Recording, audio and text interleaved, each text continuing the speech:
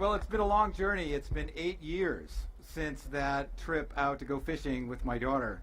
Um, and a lot of prototypes, a lot of heartbreak, and a lot of success. I mean, we're on the cusp of this breaking out to be a world product right now. We've built 20 bikes in the United States, and we've got a supply chain starting up now to start going into full production in October. It's a really exciting time, for that product. But what I'd like to talk to you about is what my vision is of the future of urban transportation. And it really wasn't until I started riding this bike in the city that I discovered what it really is and how it fits into more of an ecosystem of innovation that needs to happen in our cities for change to really come about. What this does is it actually mingles really well with people. The fact that I put my feet on the ground, I'm at eye level, I can kind of spin around, I'm approachable, there's no wheels here to scare people. I think there's a product that needs to be able to move amongst really dense crowds of people. And if you look at developing countries around the world, that's where the problem is. There are so many cars jammed into the core of urban landscapes. We are all so frustrated, and there's no other choice.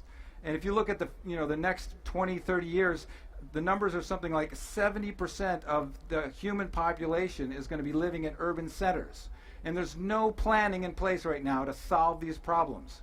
If you look at even though I spent 15 years in the auto industry as a machine designer in automation and robotics and looking at their vision for the future, we can't rely on car companies to solve the problems that they created.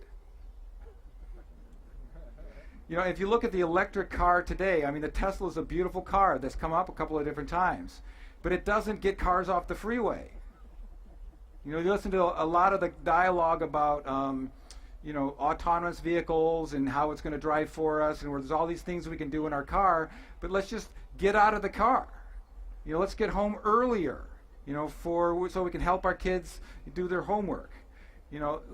If you take the transportation planning and you think about how are we going to save time as an overlay for all of our design constraints, everything we do has to somehow save time. Not spending more time in cars and not adding more cars. I mean, you look at Uber and Lyft. Those are great technologies, but they still don't take cars off the freeway. It takes cars out of people's parking lots and the driveway. But my solution for how to get cars off the freeway is you have to figure out how to create zones. I have my little portable e-bike thing that gets me the last 3 miles down to the train station, and if I can do that, the train can stop less often, which speeds up the train throughput time and maybe might convince me to get out of my car and take the train, because the train's faster than me sitting 45 minutes in a traffic jam.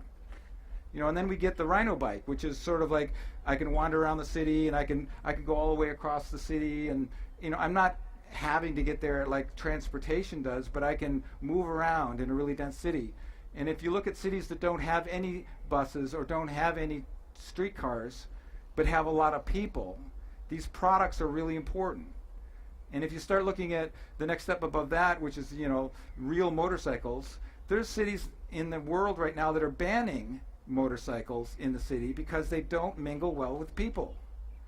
So if you start looking at categorizing with a little bit of regulations these different kinds of products, so corporations can build a spec that fits into a category, the risk of designing these products goes down because the companies know how to design to a specification. And then you start looking at one layer higher, like how do we develop a system that allows me to transport myself through the city, not so much I need a car or I need a bus or I need a train.